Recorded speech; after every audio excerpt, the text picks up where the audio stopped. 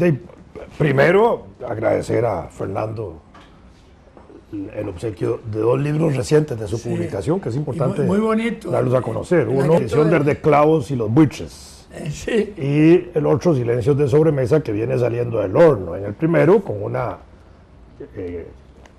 autorretrato de la nietita muy lindo, muy bonito, sí. de 5 años, que se llama Emma.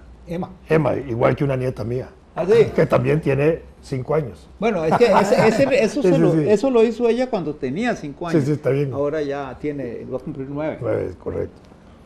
Que siempre es muy agradable eso de los nietillos. Sí, ¿verdad? claro, claro. Yo creo que, no sé si hay muchos temas de los que podríamos conversar hoy, pero me parece que tal vez sería importante que les informen, si no lo saben, que un día de estos en el Colegio de Abogados se presentó un libro del doctor Alex Solís Fallas. Me tocó participar a mí como lector, que había sido de ese libro, y como comentarista también, que trata sobre la convocatoria de una asamblea constituyente para hacer una nueva constitución, y él dice además como una solución para los problemas de la gobernabilidad democrática del país. A mí me parece que este esfuerzo que ha hecho Alex Solís es verdaderamente riguroso, rico, importante. Es el resultado de un trabajo que ha venido haciendo casi por 1 o 2 años con sus estudiantes de maestría en la Escuela de Derecho, de manera que casi me pongo a pensar que los ha puesto a trabajar como si ellos fueran la propia asamblea constituyente que él sueña, poniéndolos a investigar, a discutir y a todo eso. Y presenta un libro que tiene 5 apartados, donde en los primeros 3 es más la parte doctrinaria, qué es una constitución, qué es un poder constituyente, qué son las reformas constitucionales, donde, digamos, hace una explicación amplia de todos esos aspectos del orden normativo constitucional, y para entender bien también por qué la propuesta de la cuarta parte es el proyecto de convocatoria de Asamblea Nacional Constituyente que él presenta oficialmente a la Asamblea Legislativa en febrero de este año, que fue acogida ya por diputados para su trámite legislativo, y está ahí haciendo cola como cualquier otro trámite, donde ahí hace ya la explicación él de por qué considera él que debe hacerse esa convocatoria hoy. Y la última parte, que es también una parte novedosa, donde presenta un proyecto de constitución. Por supuesto que es un ordenamiento que él hace de una nueva constitución política, que resulta de una comparación, obviamente, también de las constituciones latinoamericanas, especialmente las de este siglo, que son las que han conmovido un poco el continente, en Bolivia, Venezuela, Perú, Ecuador y todos estos países, Argentina, todo esto, y algunas europeas, y elabora en ese sentido su propuesta de nueva constitución. En el trabajo de la nueva constitución, él llega a plantear una constitución de 307 artículos, que es ligeramente superior a la nuestra, que tiene 197, la actual. No es tan grande como la venezolana, que todavía pasa como a 350 y pico artículos, pero me parece que hace un mejor ordenamiento de los artículos que hoy tenemos nosotros en la propia Constitución, y los segrega un poquito más, y ahí hace algunos planteamientos muy rápidos hacia la carrera, como para poder conversar, que son como novedosos en la parte de lo que tenemos hoy. Por ejemplo, propone la ampliación de plazo de gobierno a 5 años, reelección, ampliación del número de diputados. Reelección inmediata. Sí, inmediata, con revocatoria de mandato. Claro. Establece también elección de diputados nacionales con provinciales juntos. En ese caso, una lista de 35 nacionales contra 26 provinciales, los 26 provinciales por distritos provinciales, modifica ahí, crea 2 provincias nuevas, la provincia de las Esferas en el sur, con Pérez de León y toda esa zona, con cabeza en Pérez de León, y la provincia de Arenal en el norte, con cabeza en Ciudad Quesada. Establece parámetros diferentes para quienes aspiran a los puestos de elección, por ejemplo, para ser diputado, dice ahora 18 años, ahora se requiere 21. Propone que para ser magistrado sean 50 años y con 25 de ejercicio y con tantos de trabajar en el Poder Judicial. Por una sola vez se eligen los magistrados por 12 años, no de manera como ahora se pueden reelegir casi indefinidamente. En el caso del presidente eleva la edad a 45 años, la de los ministros a 30. Hace también una propuesta de ordenamiento del trabajo legislativo muy importante, un poco lo que hemos hablado en algunos programas nuestros, un poco lo que tratamos nosotros en Notables, de reinvertir las sesiones ordinarias y extraordinarias, de poner los 2 periodos de sesiones, no los 4 que hay ahora. Luego establece los presupuestos plurianuales, que es muy importante también para simplificar las cosas. La revocatoria de todos los puestos de elección popular, incluidos los ministros. La consulta obligada de nombramiento de ministros a la Asamblea Legislativa, incluidos los embajadores, que es una cosa interesante. La consulta para el refrendo, digámoslo así, legislativo, de ministros y de embajadores a la Asamblea Legislativa, me parece. En la lista de los nacionales, de los diputados nacionales, me parece algo que es interesante. Que eso es muy común que él propone, en varios países, eso del refrendo en la Asamblea Legislativa de los embajadores. Sí, claro. Sí. En Estados Unidos es obligado. Es obligado, claro. Y además los interrogan a fondo sí. sobre el país que van a ir a representar, si lo conocen. Ahora, o no tú lo sabes, yo soy un enamorado de la elección de medio periodo porque creo, sinceramente, que hemos dividido en capítulos y que hay un corte totalmente radical con una nueva camada que llega a aprender. En cambio, cuando existe la mitad con determinada experiencia de 2 años o de 3, 2 y medio en este caso, serían 5, hay una continuidad en el trámite de las leyes y en general de todo. Lástima que a Alex no se le hubiera ocurrido eso, porque ahora que estabas mencionando los diferentes, me gusta muchísimo las diferentes proposiciones que hace. Yo le agregaría eso. En fin. Hay otros detallillos interesantes. Yo tengo muy buena por amistad ejemplo, con Alex. mantiene la idea del matrimonio tal como está establecido en la Constitución, pero agrega la convivencia esta que se está tramitando ahora en la Asamblea. Establece el Estado laico. Dice que el Estado no puede tener religión, pero al mismo tiempo establece la obligatoriedad del Estado de contribuir al ejercicio de las distintas manifestaciones religiosas del Estado. Afirma la cuestión del ejército y establece en el campo de capítulo de asuntos internacionales una cuestión importante relacionada con política antimilitar, etcétera, de paz. Eleva el concepto de neutralidad perpetua a rango constitucional.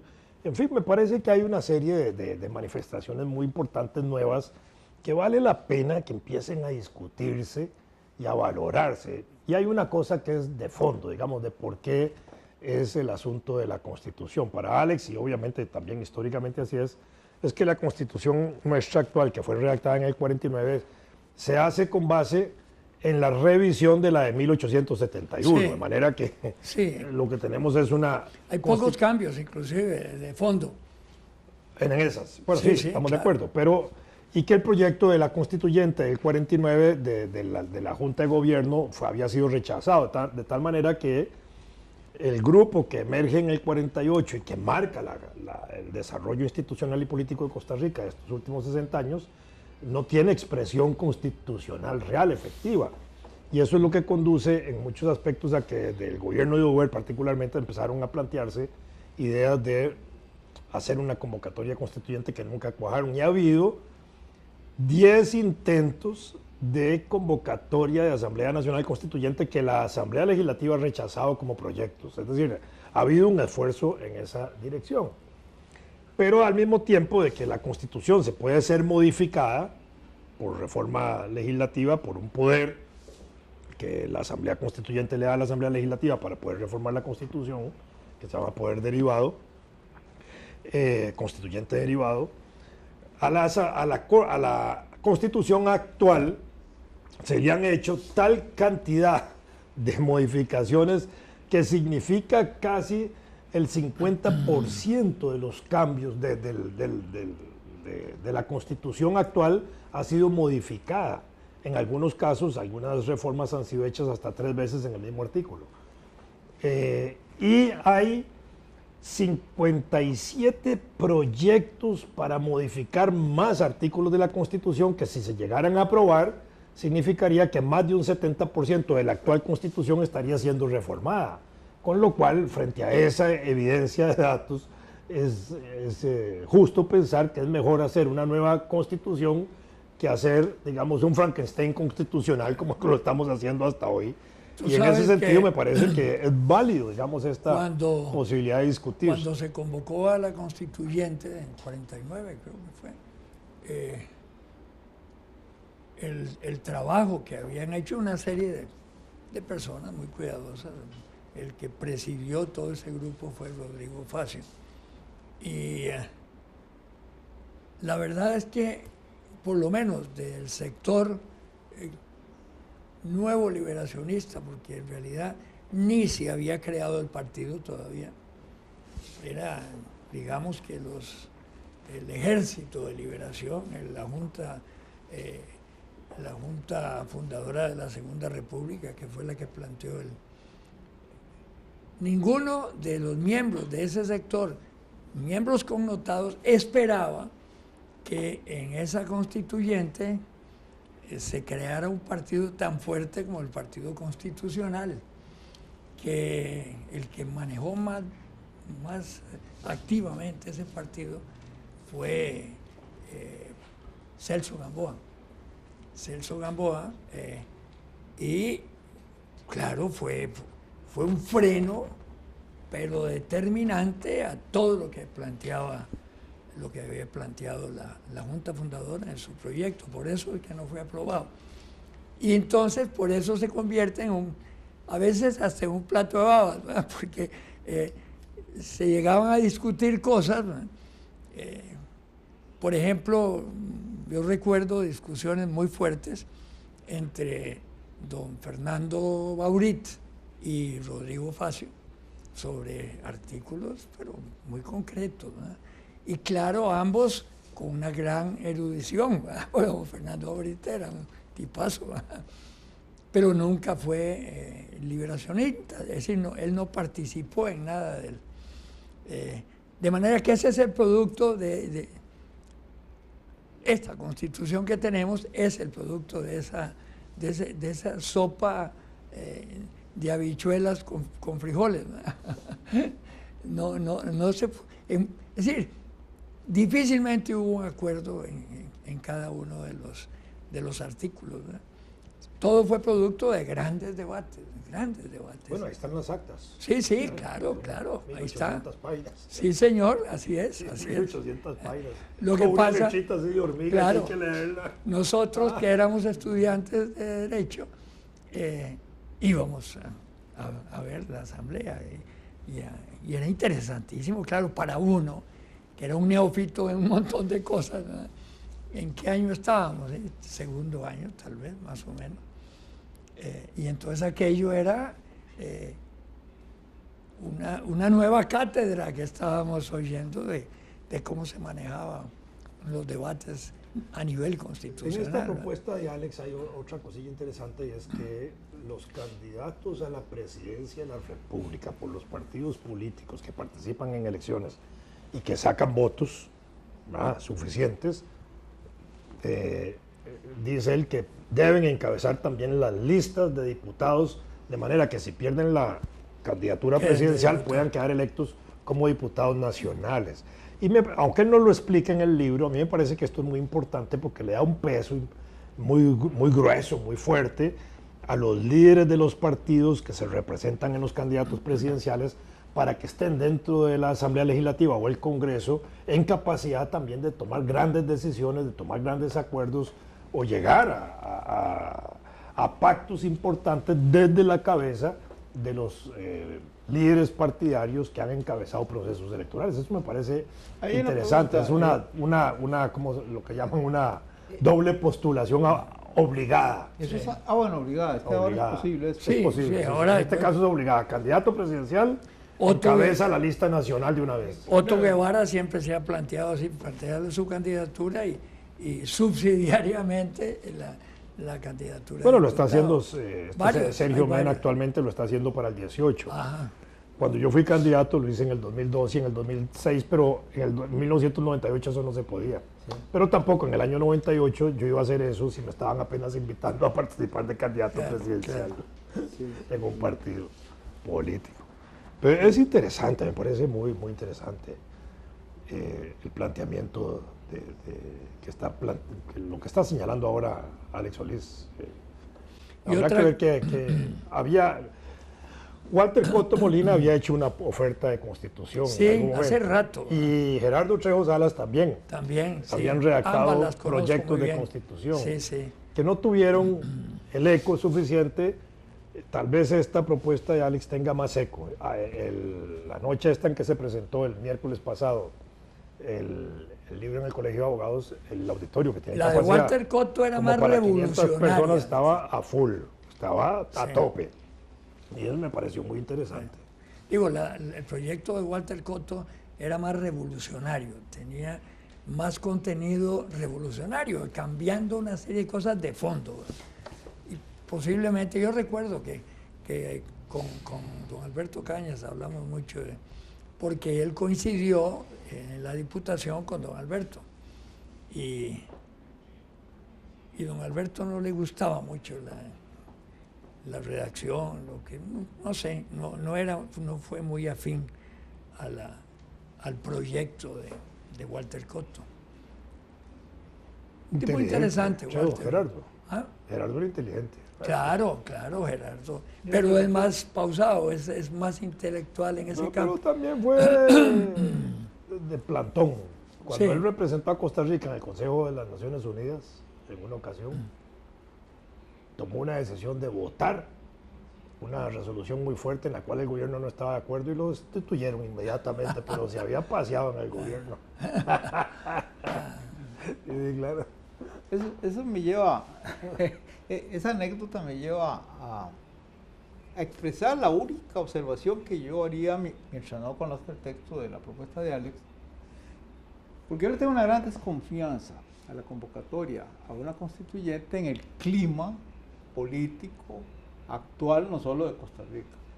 Sí. Entonces, claro, ayer estaba observando que, un detalle, ciertos acontecimientos ahí que la prensa ha manejado ahí, no sé si a la ligera o a la pesada, pero si uno se pone a examinar cuáles son los focos, por así decirlo, de poder en este país, en este momento. Los autobuseros. Bueno, estaba pensando en ese.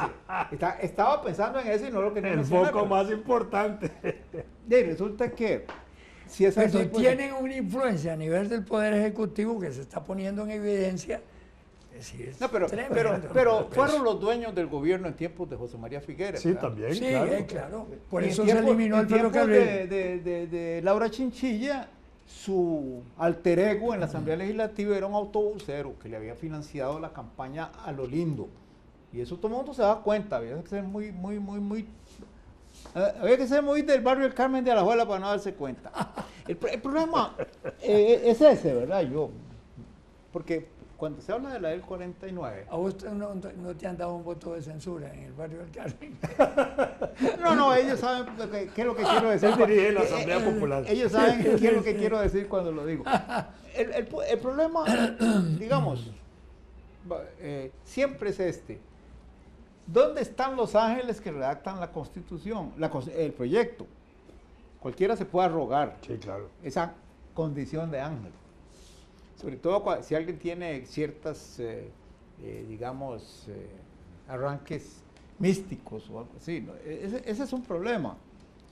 Perdón, Memo Villegas también era del Carmen, ¿verdad? Por supuesto. Sí, claro. porque él hablaba mucho y Sí, te sí, citaba claro. mucho a vos. No, pues, sí, era, Él te quería mucho. Tenía cuando un- queríamos conversar tiramos una piedra a lo largo de una cuadra. Pero el asunto es ese, bueno, hoy el 49. Lo que salió fue un Frankenstein, porque justamente no. Claro, claro. Entonces, yo no conozco, no sé qué mecanismo se seguiría para definir cuál proyecto se envía. No, eso está establecido en el proyecto de convocatoria. Por supuesto que él tiene aquí un proyecto que él propone, pero en la propuesta de él está claro que al convocarse la asamblea y al establecerse el mecanismo y una vez que se instala, inmediatamente en ese proceso de convocatoria se instala una comisión que debe ser nombrada en ese momento para redactar un proyecto posible con el cual va a trabajar la Constitución. En este momento estaría el proyecto de Walter, el proyecto de Gerardo Trejos, el proyecto de Alex y el proyecto que la comisión podría redactar Y el de la universidad, ese que haciendo un están margen. hablando. No, ese es de Alex. Ese es Ese de que yo Alex. mencionaba, yo no mencioné el nombre. No sabía yo que era el mismo. Bueno. Es decir, hay una comisión O sea, que se que un integra. grupo, Alex fue el líder de un grupo de estudiantes de la Sí, sí, maestría así que se convirtió en asamblea constituyente per se, claro. Claro. Eso es como jugar al Pokémon, ¿verdad? Sí. Pero Ahora hay un juego nuevo. no, de Pokémon o Pokémon, Pokémon, que sí, tiene a todo el mundo de idiota recorriendo Sí, las sí. calles a expensas de que un ladrón los asalte para andar buscando un muñequito. Yo no entiendo eso, pero me parece muy idiota. En todo caso, yo recuerdo la convocatoria a constituyente que hizo Pinochet. ¿Se Sí, acuerdan? claro. Todo el mundo estaba Que haciendo. la pierde. Finalmente era una salida. Pero entonces ahí está el problema que yo planteo. Sí. ¿Será sometida esa constitución a un referéndum? Que yo recuerde no está dicho eso, pero esa es una cosa que se puede agregar. Que eso la me- Constitución aprobada por la Asamblea Nacional Constituyente todavía se lleve a referéndum nacional. Eso se hizo en Venezuela. Eso lo dudo yo mucho aquí porque ahora todo el liderazgo de Liberación Nacional y de la Unidad está denostando a las populachos de Europa porque en el referéndum del Brexit fue el populacho el que decidió, no la élite. Y así lo dice. Fueron los viejos, más bien. No. No. Lea el artículo de Kevin Casas y verá que ahí lo que hace es ¿A dónde paladinamente decir nosotros, la élite. Perdón, y ¿dónde lo pone está el artículo de que? en la En la Nación, un ¿Cuándo? día de estos. Un día de estos. Domingo, no lo creo, leí, por se ahí. me fue, pero me gusta. a mí me gusta Nunca he mucho visto a nadie tirarse piedras al techo de vidrio como él, pero bueno, el punto es que si uno dice eso del populacho, se acabó la democracia y ya está. Sí, claro. Entonces, claro. por eso yo pensaría que tiene Claro. que estar previsto. Al fin y al cabo, yo no entiendo cómo me pueden decir que el voto del carnicero es inferior en valor al voto del doctor en física o el politólogo, porque eso es lo bonito que hacen. Cuando van a decir, soy politólogo, hinchan el pecho así como si eso los hiciera depositarios del Espíritu Santo. Sí, así es. Y, Así es. y la experiencia nuestra con los politólogos en el gobierno, pues como que nos tiene que poner a Sí, claro. pensar. Ahora bien, lo demás, yo quisiera ver el debate previo, ¿verdad? Porque en los otros casos ha habido debate, ¿verdad? Cuando un líder político, que es de los que no me inspiran confianza, que ha habido, propone una constituyente, yo empiezo a agarrarme del asiento. No, Oye, pero hay algo que- parece que tenemos Sí, que es cierto, aterrizar. sí, a mí se me fue la Hace onda. yo lo vi. hace rato está haciéndonos así. Corte todo lo que dije. No, hombre, no.